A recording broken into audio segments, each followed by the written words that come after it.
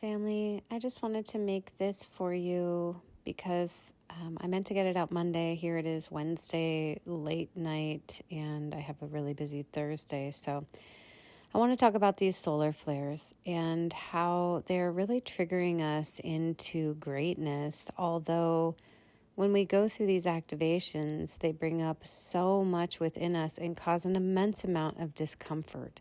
So it seems like with every grouping of solar flares, because it doesn't just come in one lately, it comes in many, right? So we have these huge activations. Light contains information, and the information is what creates the activations, right? So we're integrating this new information into our spiritual DNA, into our awareness, into our consciousness, and it leads to higher consciousness and the activation and embodiment of our light body. Right? So we're spirits having a human experience. We know that. And with these human bodies that we have to purge through multiple different facets of human existence. So it'd be one thing if it was just a physical detox, right? But it's an emotional detox, a mental detox, a spiritual detox, as well as the integration of higher consciousness. This is extremely uncomfortable. And so our symptoms are all over the place. We find that we get tired or we can't sleep. We get really hungry sometimes.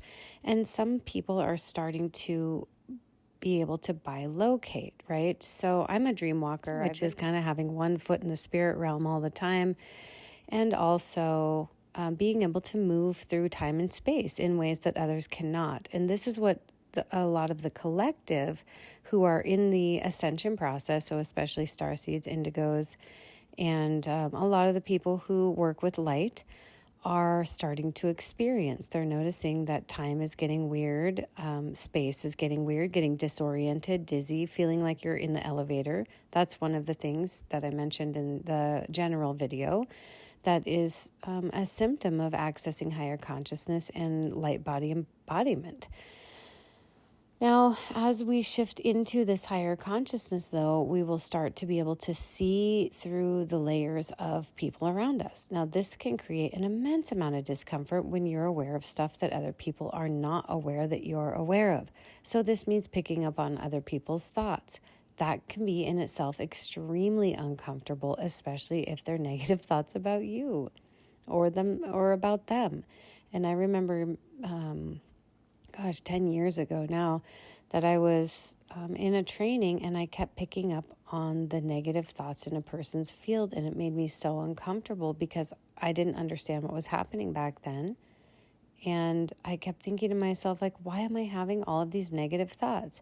It was only after I left that it dawned on me, well, really my higher self let me know, that those weren't my thoughts. I was aware of somebody else's thoughts, and wow, that was really life-changing for me. And so we're all, well, not all, but a lot of us are starting to be able to do this with ease and kind of streaming our higher consciousness instead of having to sit back and tune in and listen to it.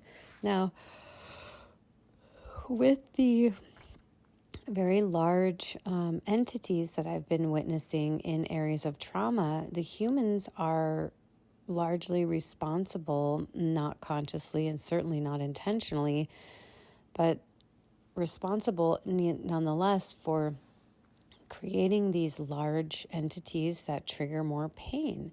And they don't want to die, and so they will trigger people and create situations that cause a lot of pain and suffering because that's what they're made of. These are the thought entities that I talk about in some of my videos. If you've ever seen some of those, or if you've taken training with me, I talk about this in classes too. So this is something that's going on that we are becoming highly aware of, and really feeling the effects of the influence of these different entities. Now, like I said, these are not external entities. Yes, they're external, but they were generated through human suffering. So they were actually a creation of humanity and the collective pain that humanity experiences. And there are more than one of these around the planet. Now, as we shift more into the unity grid and we start to allow things to take place, we stop trying to influence reality as much in a way that is from our ego and more in a way that is really based in our highest good. And so when you stay committed to your highest good, you're staying connected to the highest good of all. And life can flow a lot easier than when you're trying to manifest something that is not for you. So there's a huge push to manifest your reality, right? And yes, you are manifesting your reality, but if you're trying to manifest things from an ego level, you're actually creating all kind of roadblocks for your greatest good, right? So roadblocks that slow you down on your path to your greatest good. So instead of trying to force the hands of the universe, it's better to set your intentions through deliberate creation, which is thoughts and feelings aligned with what you truly desire, and then allow for divine timing to deliver it to you rather than trying to force it to happen and going into disappointment or expectation that's unrealistic that leads to disappointment, right? So using your reticular activating system as a tool, the tool that it is, it's a part of your brain that allows you to narrow down your focus on specific things, right? So using that to your advantage means making sure that you're not giving mixed signals to your brain by focusing on positive, then really negative, then positive, then negative. And one way to stay out of doing this is to stop telling the negative stories about your past or about the bad things that you wish wouldn't have happened. And instead of telling stories about them, take that opportunity to do some EFT or somatic release or something to shift that situation out of your body and out of your cells, out of the many stories that you tell, right? And so this is starting to live more powerfully so that you don't have to have those really negative experiences that you keep relevant in your life. Now, you can see people around you are still doing it. We talked a little bit about this being an energy vampire strategy. Although most people don't do it consciously, it comes from a traumatized perspective where people really are trying to feel better, but they don't know how.